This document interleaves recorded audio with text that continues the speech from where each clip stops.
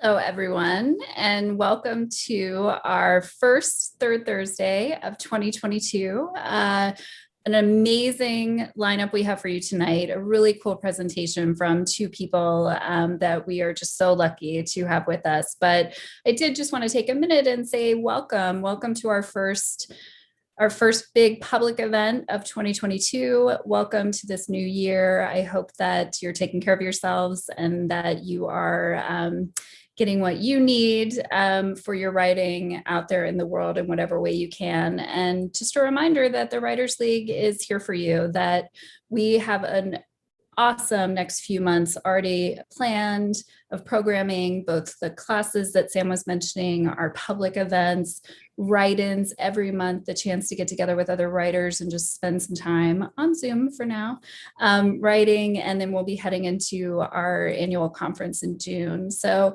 keep us in mind, whether it's coming to a member meetup to talk to fellow Writers League members and get to know our community a little bit better, to joining in on events like this one, or coming to our open office hours and taking advantage of the opportunity to talk to our staff members one-on-one about anything and everything in your writing life that you'd like to commiserate or consult or chat about.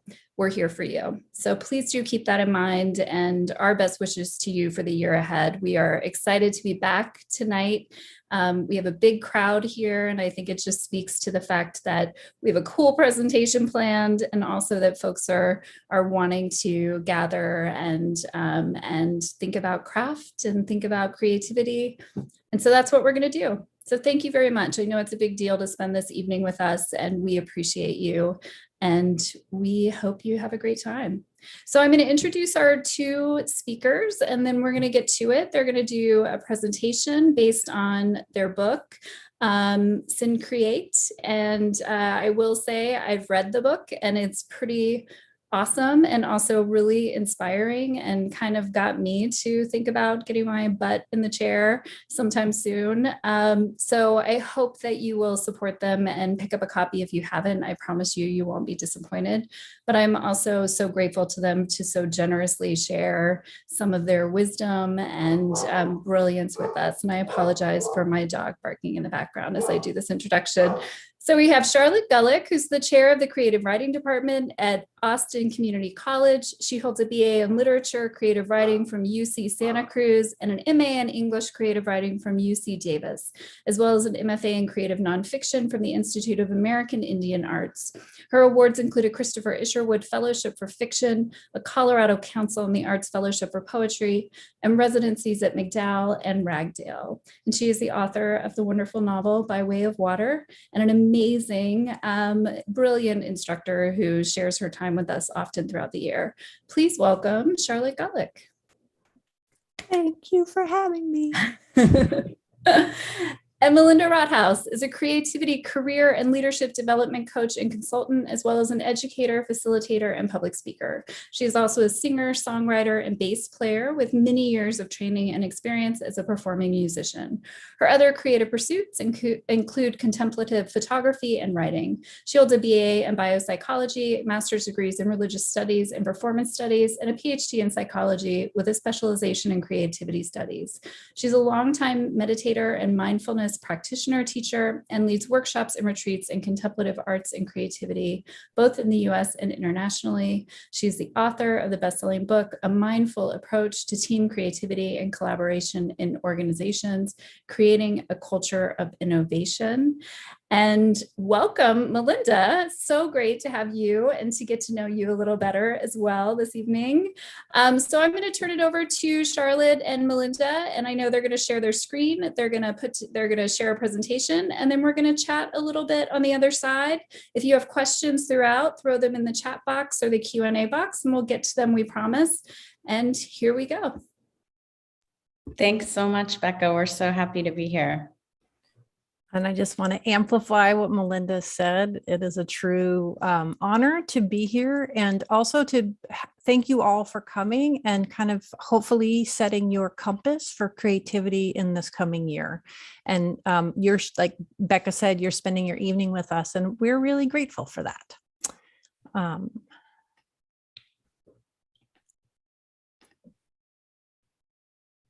let's see if I can get this to work smoothly. You can do it. So, as you know, the focus of tonight's talk is kind of highlighting some approaches in our book, Play, Plan, and Produce. And well, the book is actually called Syncreate. And we wanted to maybe share a few tools with you tonight about how to harness your creativity in 2022. So we wanted to start off by just telling you a little bit about our individual and collaborative journey together. So Charlotte and I met a few years ago. We were both teaching at ACC, and we discovered, a mutual kind of passion and interest in creativity. And so we started collaborating. We created an entity called Syncreate and started leading creativity workshops and retreats and things like this.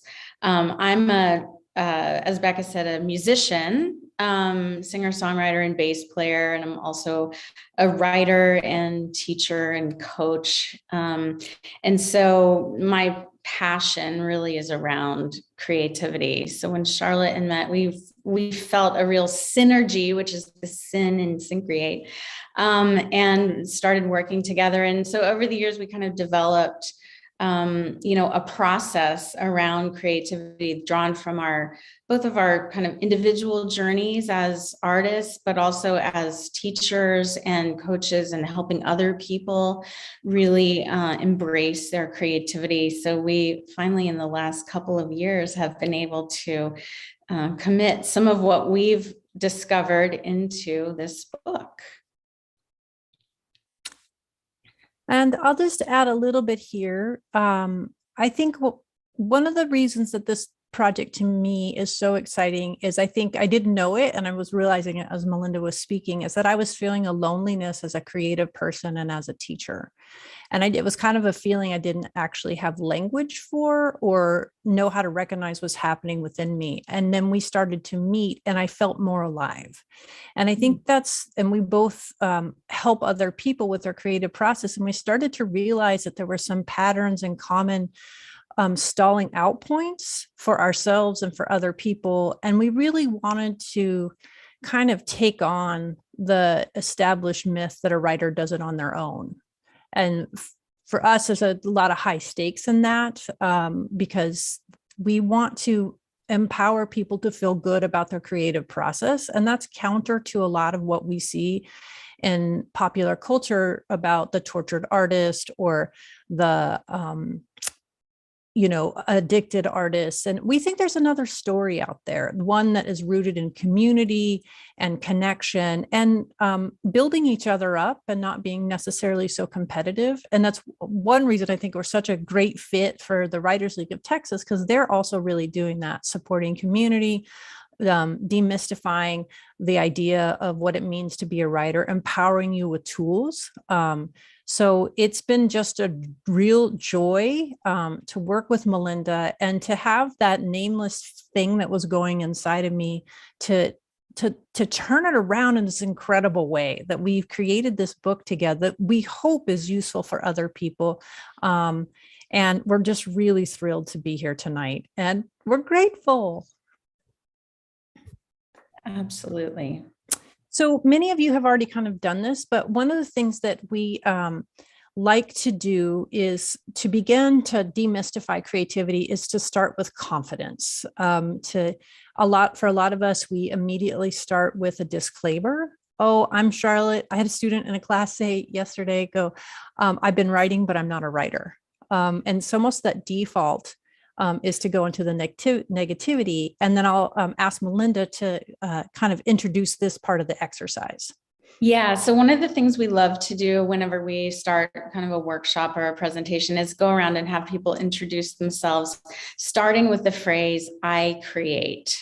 And this is just, we find a very empowering way to kind of bring forward who you are and what you're working on. So for example, I'm Melinda and I create opportunities for people to realize their creative visions. And I'm Charlotte and I create connections for people in story. So Yeah, so we'd love to hear from you. Yeah, and I can see some people are already starting in the chat. If you'd like to introduce yourself, even if you already did before, or if you haven't yet, we'll start with I create. So this is great. So wait, Yes. Go ahead. Sorry. So we're going to just ask you if you want to add something into the chat around this idea of I create and putting your most creative, confident foot forward. That would be great. And as we move through tonight's presentation and exercise, what we'd like you to do additionally is to consider a project that you're working on or one that you want to begin or revisit.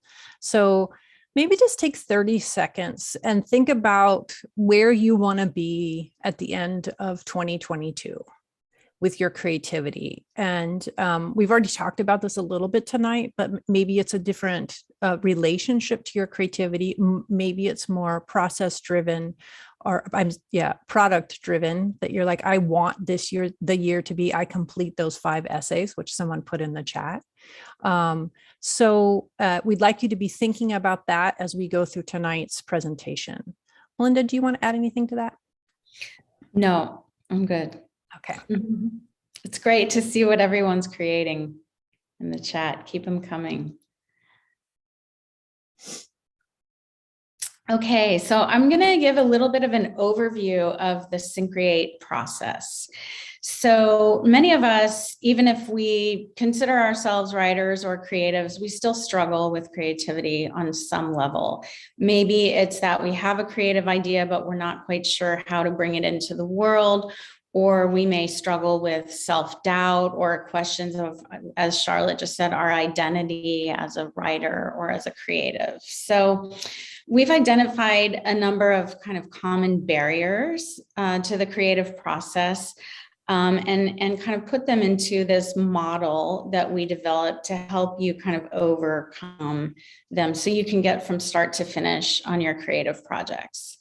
So you can see kind of the model to the right in the overview of the creative process. And so major questions, we actually did a poll at one point. We asked people, what are the biggest challenges you face as creatives? And what we kind of boiled this down to are kind of 3 questions. How do I start? What do I do next? And how do I finish? And so our model kind of attempts to answer these 3 questions. So how do I start? With play. We start by playing. We start with creative ideation, which I'll say a little bit more about in a moment. And then what do we do? What do I do next? Plan. And how do I finish?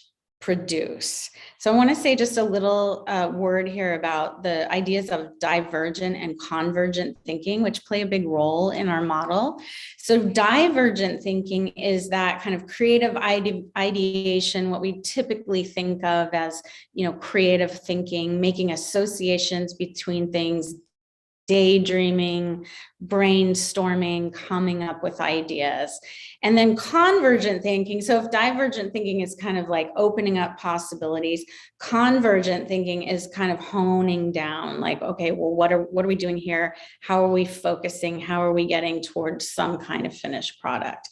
And one thing that we really realize is that for the creative process, we actually really need both. We can't just have ideation without some sort of convergence, without some sort of more linear process at the same time. So some of us tend to be great at ideation, but we struggle with follow through or vice versa. And so what we really realize is that we need to actually have facility with both types of thinking. So for example, in the writing process, we have our ideation, we begin drafting, we're working on our first draft, the ideas are coming. And then at some point we get to the end of our first draft, and then we have to go to the revision process and then the editing process. And that's more of a convergent process where we're taking all these possibilities and kind of honing them down into what it will become. So I often use the metaphor when I'm working with writers that, you know, if you're a sculptor, you have a block of marble and that's your raw material, and you start kind of roughing it out and shaping it, and then eventually getting into finer and finer detail. Well, if you're a writer, you basically have to kind of vomit out your own raw material. That's your first draft, right? And then you can begin shaping it and honing it. So as writers, we have kind of this extra challenge that we have to actually create our own raw material out of nothing. And so the writing process really involves both of these different types of thinking. So I just want to go a little bit deeper into the model of play, plan, and produce here. So as I said, play is kind of that ideation stage. We're engaging with possibilities, we're experimenting, we may be building our skills, you know, taking courses in craft and really learning how to bring our ideas into being. And then plan is where we really map out our journey. We create some sort of a plan from how we're going to get from A to Z, and also how to find our way when we get lost. So we have a whole chapter in our book that's kind of about finding your way through the creative wilderness, and what can you do when you get stuck and you lose your inspiration and you're like, well, why did I ever start this in the first place? So there are ways to kind of find your way through that. And in plan, we also talk about kind of incremental tasks and just making incremental progress day by day, and how important that is to reaching our milestones. And so we're going to share with you a little bit later in the presentation a project template that we've created as kind of a visual guide for planning. And then finally, we have produce. And this is where we really refine our ideas. We collaborate with others. We get feedback on our work in progress, and eventually bring our work to completion. So with this model, our aspiration is that we can help individuals, teams, and anyone really working together in community to maximize their creativity and impact. So Charlotte, anything to add there? I did want to, I think you kind of talked about it a little bit, but just to point out that one of the reasons that we asked our good friend, as an understatement, Drew Carpenter, to help us with the visuals of this, is that he's really good at it. And he offered so much in helping us shape it. But so Drew designed this image. He also designed our logo, which you'll see is circles within circles, so community within community. And like Melinda said, there's so many different ways we can think about creativity, but we want to emphasize that we believe it is a non-linear process, and that's why this image is really profound to us. So you might be in the plan stage and you stall out a little bit, so you might go back to the play stage, or anywhere along the way, that you have these options to return to these three different approaches, these three different lenses, so that you stay empowered during the entire process.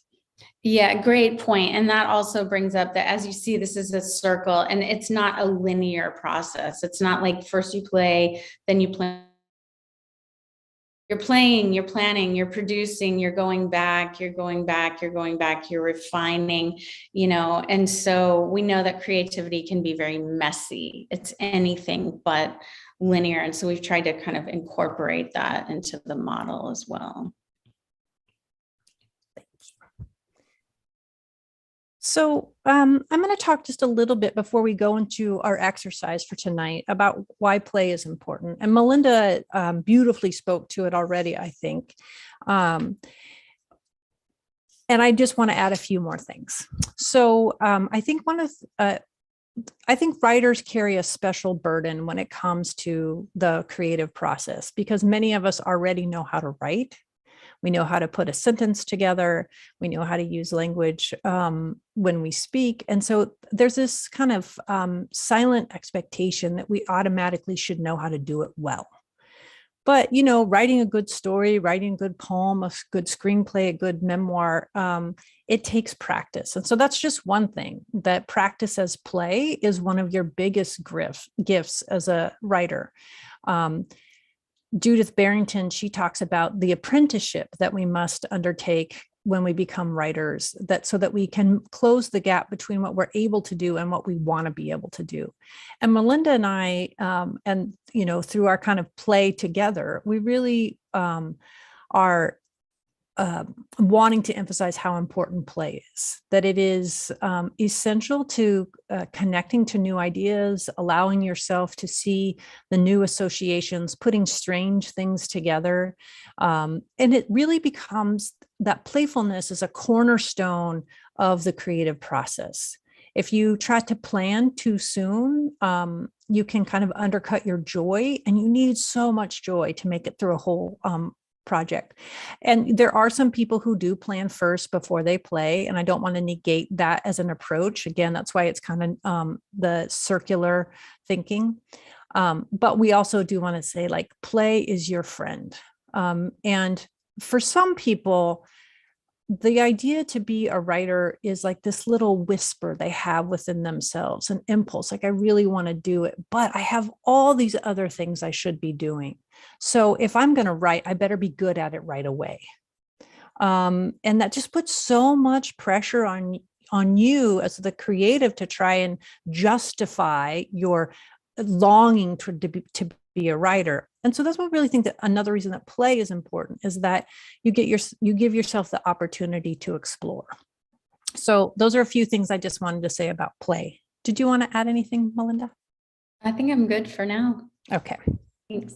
And I guess one other point is later on, and we talk about this in the book, is we might lose our joy and like, why don't I feel the same way in the middle of this project as I did at the beginning? And so we do encourage you to kind of document your initial spark. We have a place in our template where we talk about that, we allow you to document that. But finding that initial joy or the inspiration and tracking it and articulating it to yourself is really important for those times when you might stall out.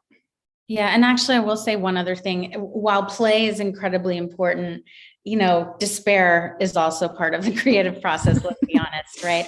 And so we're all going to encounter that despair at some point. And it's also important to recognize that that is actually part of the process. It's like we have this inspiration and we work on it, and then we end up having this kind of nadir at some point. It's almost inevitable. And then, to find our way out of that, returning to play can be so helpful. And to pick up on that, just the idea that like our writing will change us if we stay committed to it. And part of that change comes in those moments of being lost and then finding our way. And it's almost like an alchemic thing that happens within us, that we need to despair a little bit so that we come out and we learn something new about ourselves.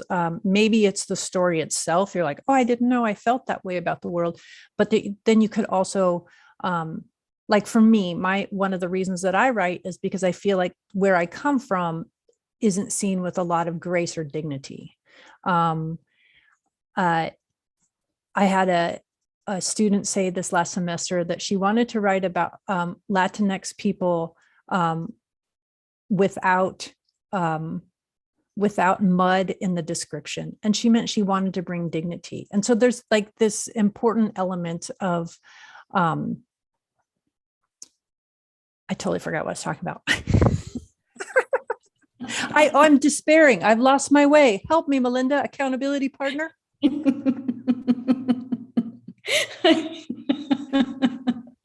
Okay, we'll move on. Great. Awesome. Okay. Did I interrupt you? No. Okay. I just said awesome. Okay. Thank you. Thank you for having faith in me when I lost faith in myself. I mean that genuinely. Got your back. Okay. Awesome. So, despite that little brain glitch of Charlotte, we're going to move forward with this exercise. And this is in the book, and I'm sure many of you have seen this before because it's kind of comes from the improv world of saying yes to your ideas. And so it's just the power of what if. So I'm going to give you some options here, and then we'll probably take a few minutes and ask you to jot down some ideas. A note before we actually begin the writing exercise is these kind of prompts can put a lot of pressure on you because you're like, oh, I don't know yet, or I don't know what the words are. My theory on first drafts or writing prompts is that they're actually just an opportunity, not just, they're a potent opportunity for you to capture ideas and feelings. You don't actually need to get invested in the particular words that are coming. What you're doing is connecting to a feeling and idea. So whatever words you're using, don't get overly invested in those because you're trying to connect. So here are what some of the things that you can do. And we will ask you to spend some time on one of these tonight. So you might create a specific list of what ifs for a project you're considering. So say you're working on an essay collection and you say, what if I started at the end? The essay I knew that I wanted to be at the end, I'm going to write that one first. Or it might be, what if I'm going to write a screenplay and I decide to write only the where the scenes are before I actually write the dialogue. So you have the power of what if to kind of break your project down into incremental tasks. And that's a really important component to empowering yourself in the creative process. Another question you might ask yourself for 2022, what if you devoted 15 minutes a day to connecting with the project? Note that we haven't said writing. We've said connecting. And that can be so many different things. It can be researching, it can be listening to music of a given area. It could be looking at old school maps because you're writing about a time when a character had to fold and unfold the maps. So connecting to a project, this could be meditating on the project. There's so many possibilities, and we encourage you to open up your definition of what it means to connect with the project. You could also do this. You could write a letter to your younger self, sharing what you know now about the creative process that you wished that you wanted to know back then. So this comes from Melissa Febos, who presented the idea of write the book that you needed when you were 14. So it's a way to connect to your younger self, and it can be very, very generative. Or maybe you're someone who needs to focus on what your celebration will look like. And we think celebrations are huge, very, very important. So imagine you completed your creative project. What would that look and feel like? So, or you can drill down a little bit more specifically to the given project that you might be working on right now. So say you're working on a scene in a novel that feels dull and uninteresting for a reader. You've got a scene you know doesn't work.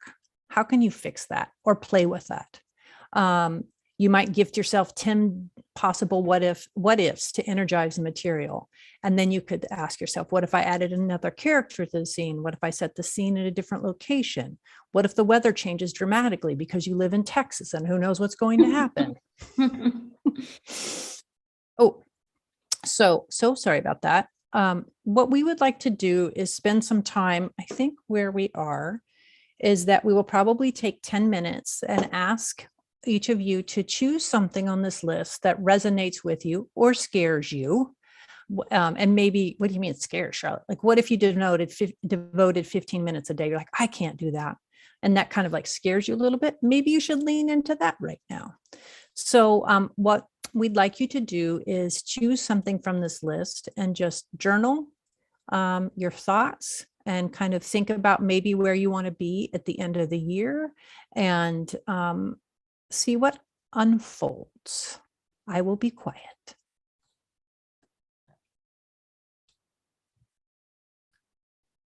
Are there any questions before we begin?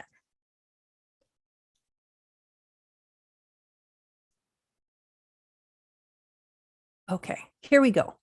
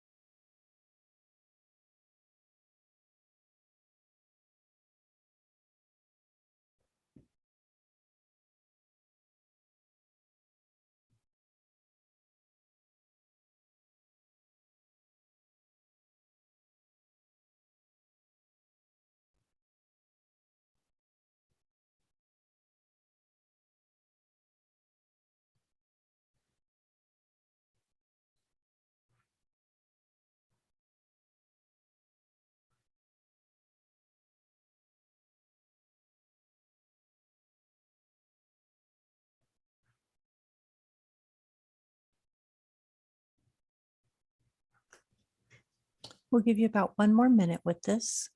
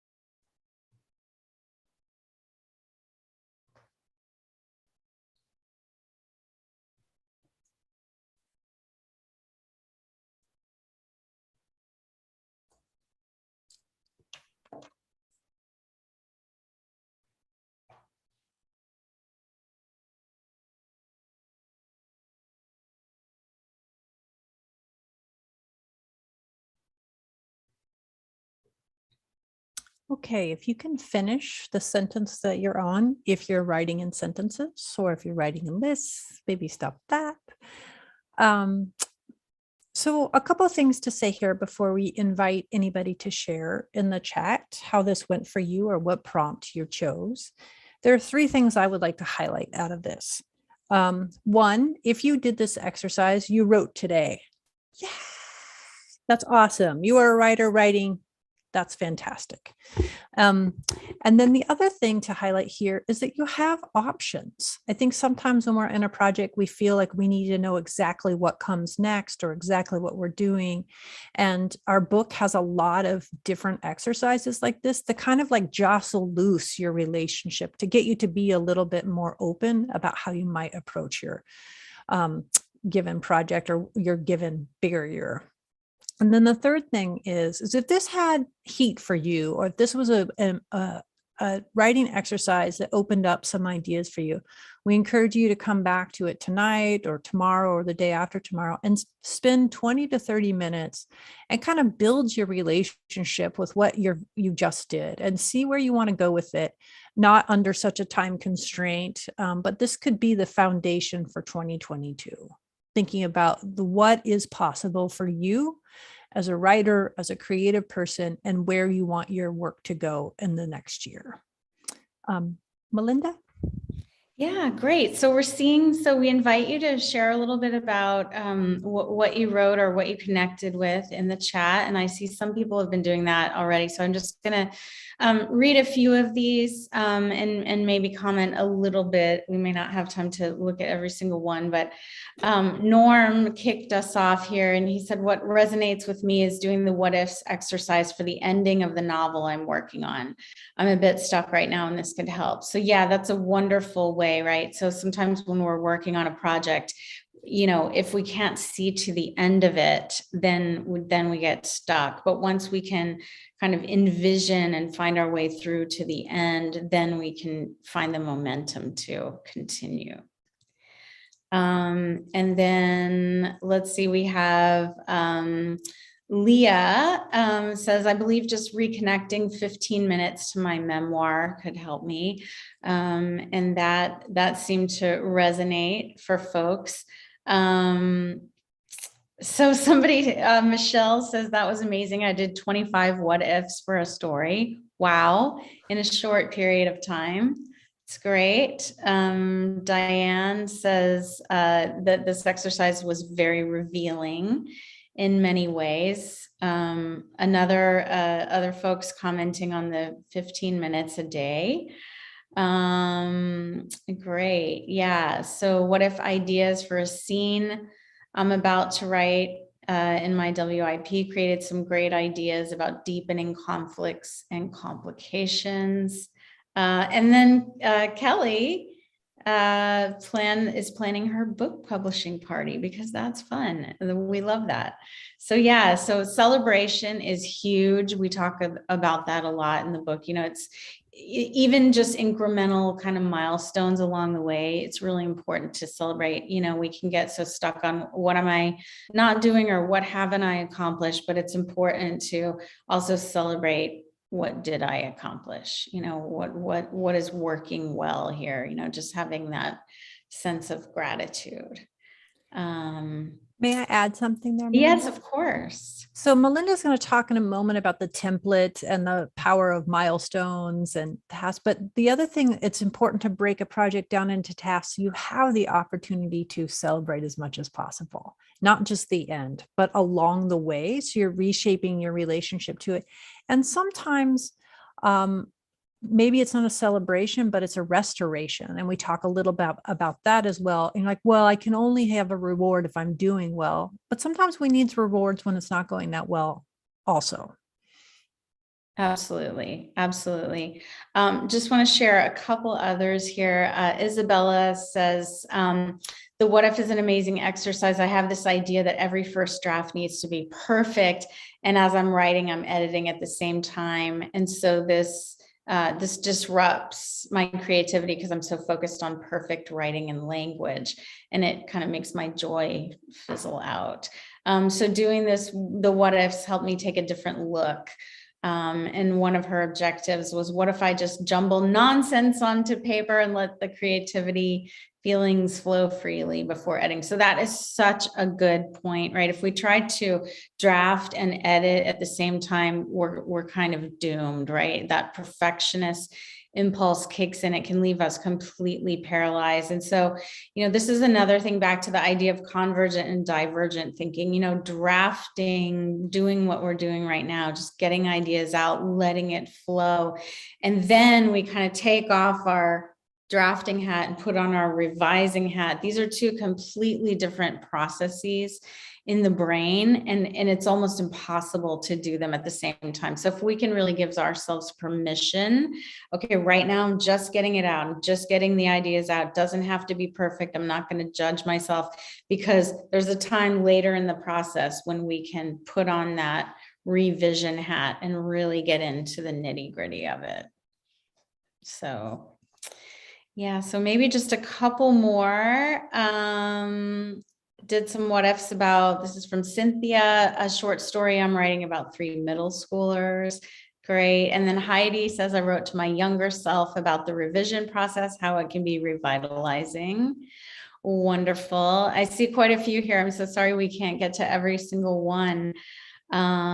But let's see. Yeah, another person kind of got to write the perfect first draft for my perfect story disease. So looking for a couple writers to help me relax. That's from Forrest. So some common themes here I can see. Yeah, so great. Thank you so much for sharing, and feel free to keep these coming as we kind of move on with the presentation.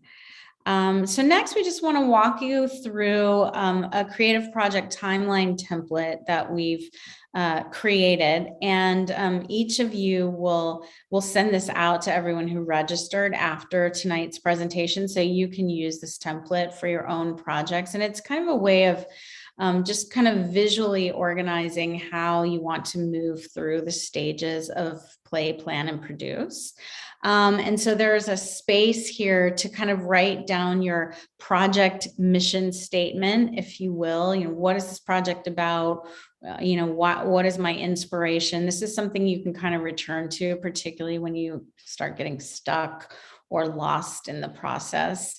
Also, one of the things we talk about a lot in the book is accountability partnerships, and the power of having somebody, whether it's a coach or a colleague or a friend or a collaborator, to be checking in with regularly and saying, these are my goals, here's what I'm working on. And maybe you check in once a week or once a month, whatever it might be, but you kind of help hold each other accountable for what you're working on. And that really helps to create that sense of community. I think that for Charlotte and I, in our collaboration, just having that accountability partnership has been huge. So that's kind of what's happening in the left column there. And then in the right, there's a space for, when you're going to begin the project, some specific tasks and milestones that you want to meet along the way. And then, what is the completion and how will I celebrate? So again, that celebration piece is so important. So Charlotte, anything to add about the timeline? Well, two things. One is that this is not a sexy thing we're looking at. And I think there is, again, back to that, the mystique of the artist. They just create, and someone makes their lunch and washes their laundry. Probably a woman doing that. And so just think that this isn't necessarily sexy, but it's powerful.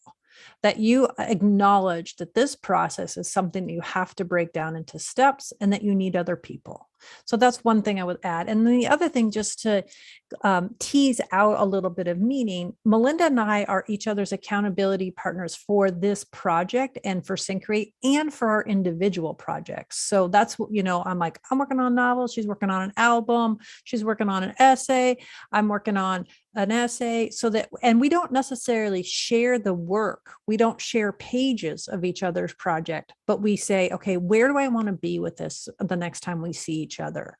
And it can take less than 5 minutes, but because there's someone external to my own mind and my own spirit, is that I don't feel alone. And I have someone I know who's going to ask me. And I know as a creative writing teacher, that's why a lot of times people take classes, is they feel like they lack discipline. What they probably lack is community. Absolutely. So we just wanted to, one, again, emphasize our gratitude for your being here tonight. And then that's a kind of a vote of confidence for yourself and your creative self. And we have what we encourage you and invite you, each and every one of you, to think about the tools that you have so that you feel empowered. And the first one I think in the kit is to cultivate gratitude. And this is something that you can do in your writing practice. If, let's say, you're taking 15 minutes a day to connect to a project, and the first 3 minutes of that could say, what am I grateful for right now? And rooting your writing practice in gratitude really can shift and minimize the potency of the inner critic. And then there's just all the other ways that we can cultivate gratitude in our life. And it is a muscle we must exercise. Yeah. And then, as we've mentioned, just understanding the difference between divergent and convergent thinking, when to play, when to plan, and how in the book we really talk about, as you move through the stages of the creative process, it is iterative, it is non-linear. So just kind of giving ourselves permission and also understanding when is the right time to go back to play, or, okay, I really need to buckle down here and really work on my production, whatever it might be. I mean, you are the authority on your own project. So just developing that facility and confidence to know kind of like which tools to use at which times. We just talked about accountability partnerships. We really do feel like this is a way to kind of exponentially empower yourself to make the incremental progress that you want to make, so you have joy. And it's also, I think I just said this, but like, you aren't alone. There's somebody to check in, and we talk about this. It's a subcategory or a tangentially related, but the idea of a faith tender. And this is someone who believes in your project, who isn't necessarily an accountability partner, but there's someone you've told them about the project, and they, every once in a while, they go, how's that going? The world needs that. So, and this is something we can say to each other so often when someone tells us about an idea, is we can say, yes. And the reason that the world needs this is that we're just saying yes to other people's ideas. And one of the ways that we can say yes is by being accountability partners for each other. Absolutely. Another thing that we really talk about in the book is to really break things down, in our coaching work with clients or our teaching work with students.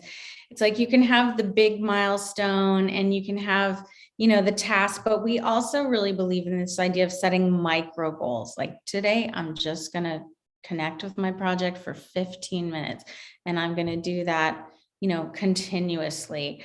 So, we have the big goals, the big deadlines, the big tasks, but also it's the incremental progress that gets us there. So really figuring out how to break things down into manageable steps so that we can take action. And then, as we said, also, the rewards, the celebrations, whether it's a small thing, I did my 15 minutes today. Okay, great. Or whether, you've launched the final product into the world, and how are you going to celebrate that?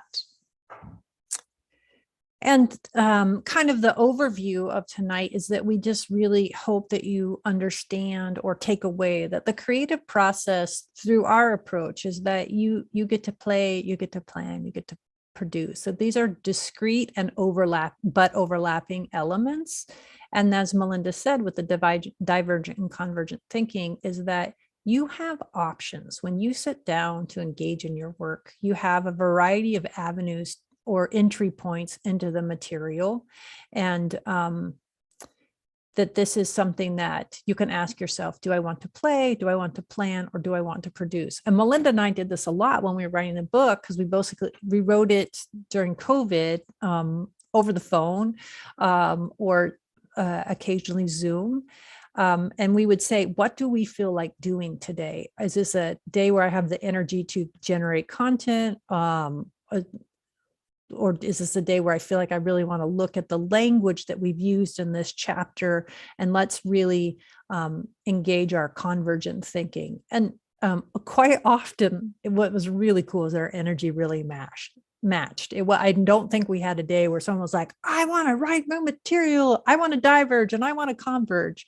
And it's almost like the synchronicity of working together kind of got us into a rhythm that was really useful. Yeah. And just incidentally, as we worked on the book and then revised the book over the phone week by week during COVID, I mean, we would literally be on a Google document, like going sentence by sentence and paragraph by paragraph. And it was like, how are we ever going to get through this? It was just like one step at a time. And then we did.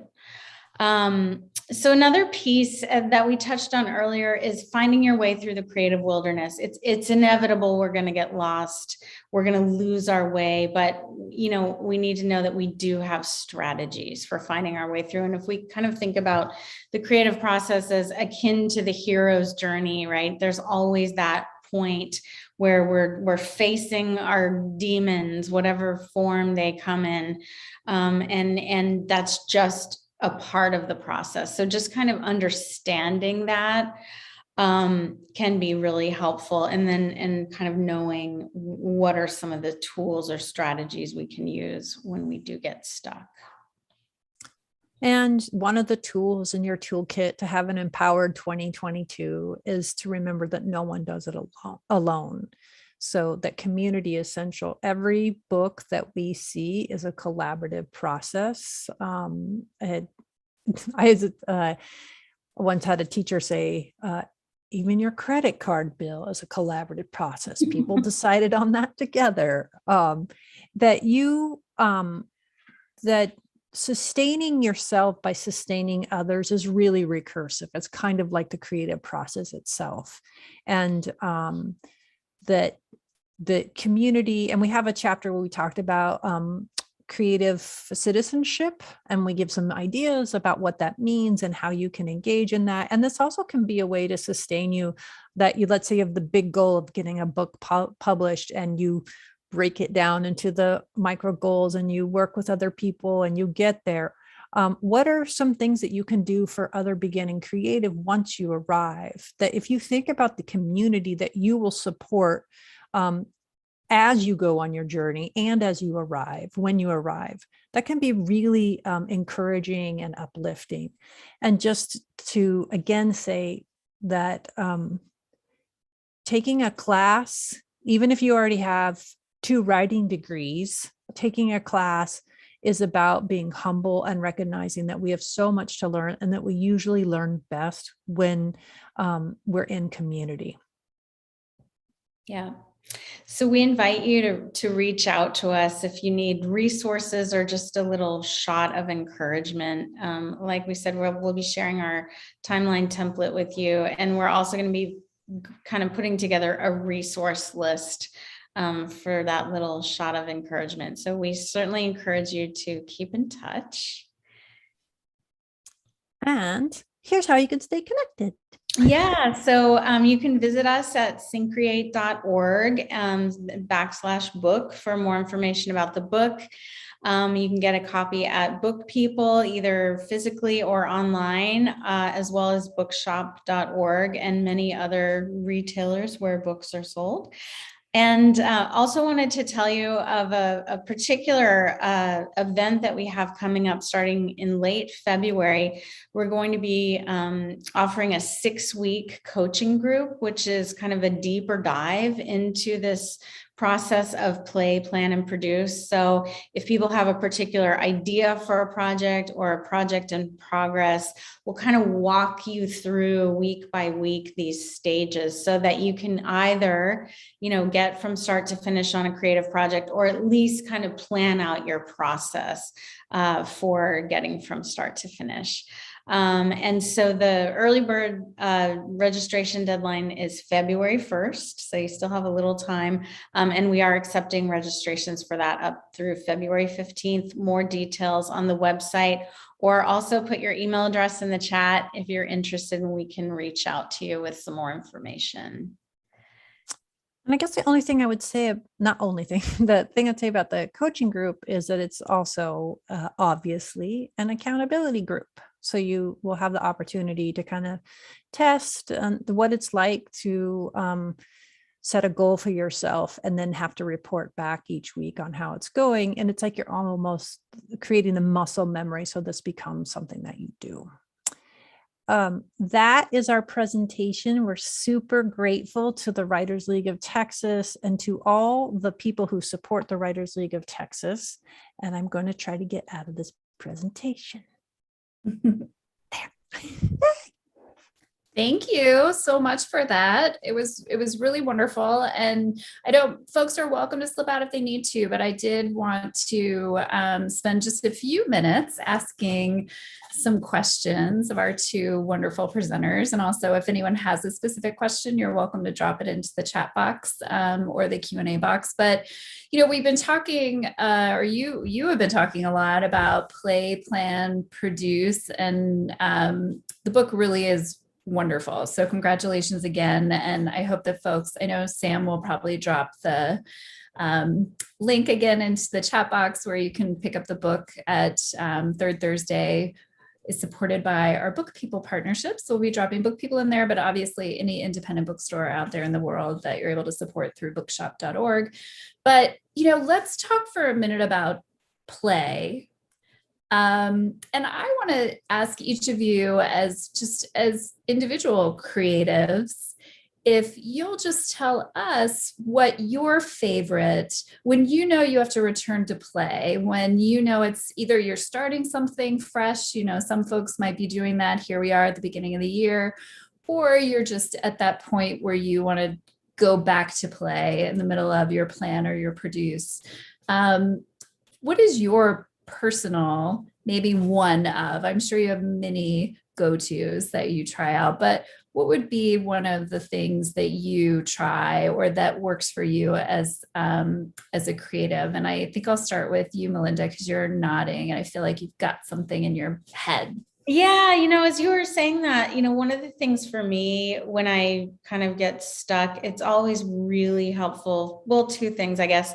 One is to just get out in nature, and be outside and be re-inspired by the natural world. And we know that this is part of a creative process. We didn't talk a lot about it tonight, but, an important element of the creative process is the incubation period. It's kind of when we put our focused attention aside and we go off and do something else and we kind of let our brain keep working on it, which is why we come up with brilliant ideas in the shower or when we're on a walk or just doing something completely different. So for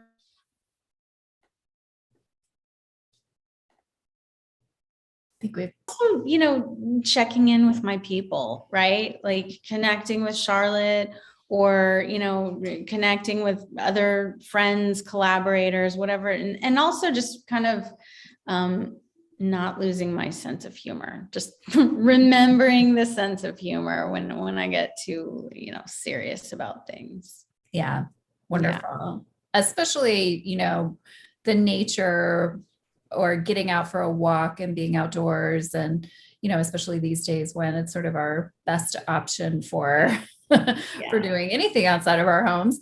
That really resonates with me as well. And humor, of course. Thank you. Yeah. Charlotte, what about you? What is your go-to play? Go-to play is movement, I think. Like, just if nature, of course, is sustaining and restorative, but just like movement. And also, I mean, as you both know, I have people in my life who are disabled, and it makes me acutely aware that I will not always have movement. So like that is really important. But the what if really works for me. Like on my latest novel, I knew that the opening was really dry. And so I gave myself the opportunity to write 3 different beginnings, and I had to stick with each one for 10 minutes. And the third one is the current opening. And so there's something about like, I need to know this project from different angles so that I can make an informed decision, but I can't make that informed decision until I write it out. So it's like the play allows me to get more informed. Does that make any sense? And it does. When you say 3 different beginnings, I will confess that I think, can I just change a few words? Like what, what for you, what does 3 different beginnings mean? Does it truly mean you're starting at different places in the story? Does it mean maybe a different character's point of view? I mean, is it any of these things? I'm a little stuck on thinking about how I would approach 3 different beginnings. It's a great question. So what I did specifically is I put my main character in 3 physical locations that were different as the beginning, and it ended up that she was in a car. That's the one that worked because she was heading home. But it's a book that is about being torn between 2 worlds, and at first I had her in the one world that she's departing, and then I had her in the world that she's going to, and then I had her in between. So in this instance, it was physically putting the character in different places. Like, what if I started at the truck stop? That kind of thinking. Yeah. Does that answer your question? It does. And how cool that it seems like for the story, it was the perfect place to land. I mean, no pun intended, but to find yourself in that in-between spot, because the story itself is in between.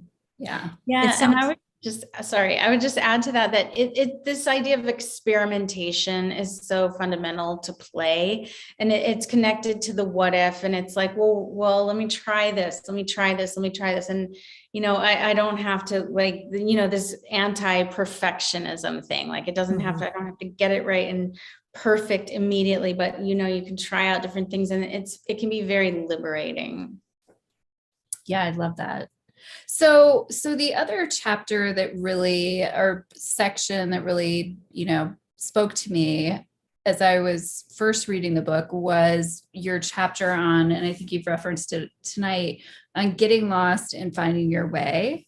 So I also imagine that there are folks who are listening, or maybe this is just me, where I start the year in a big burst of, okay, it's a new year. There's so much I'm going to do. There's so many things I'm going to accomplish. When I think about, my own creative life, I think about it. But then I also know at some point, this honeymoon of the start of the year is going to be over. The world is going to come back in, or I'm going to lose momentum. So the same question for each of you, what is your own personal, as a creative, go to when you find yourself in that wilderness? And I imagine some of it is returning to the play, but is there some piece of advice that you would give tonight to the folks who maybe in a few weeks are going to start to feel the waning of that burst of energy from the start of 2022? Charlotte, what do you think? Well, I think that waning is just really natural. And it doesn't mean the project's bad or we're not up to the challenge. I think it's just inherent. So how are we going to get through that and not take it as this like, oh, this is the 10th thing and sign telling me I should give up. So one of the things I think we can do is build muscle memory. And that's why the 15 minutes a day can be really, so it's just, oh, my body goes, oh, I play this song. I do whatever it is that I'm connecting. So that the 3 months from now, I can look back and go, hey, you know what? 4 days a week for the last few weeks, I have done 15 minutes. So that's one thing I think you can do. The other thing I think is an accountability partner. And the other thing is, third thing is set realistic goals. It's not, I'm going to have a first draft by March 1st. I'm going to have 10,000 words by March 1st. Like, make it realistic. Because I think sometimes we make goals for ourselves because we want to prove to ourselves that it's really worth it and we're going to do it. But that kind of like, do it till it hurts isn't a great approach in creativity. Right. It's like, this year I'm going to go to the gym every day. And that sort of starts to wane as well. But what are realistic goals? Melinda, what about you? How do you get out of the wilderness?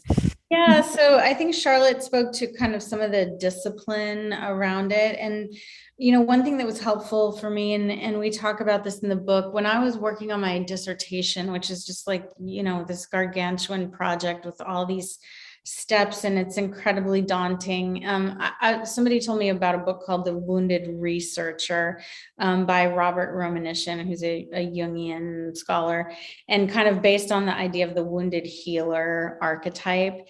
And basically, he talked about the creative process being akin to like the Orphic descent into the underworld, right? And that we have to become dismembered by the process in order to like find the humility to allow the work to become what it wants to be. And so there's this incredible surrender that's required there.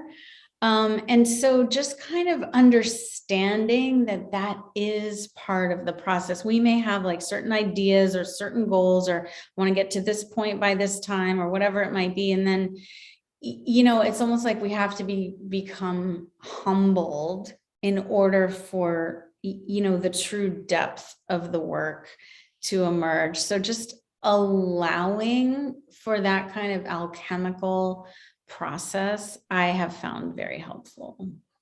I love it. You two are so great together. I think I could see why you have this amazing partnership. And someone did ask, how do we stay responsible to our accountability partners when so many distractions, like taking care of an elderly parent, as an example, get into the way? So you talked a little bit about the accountability partner.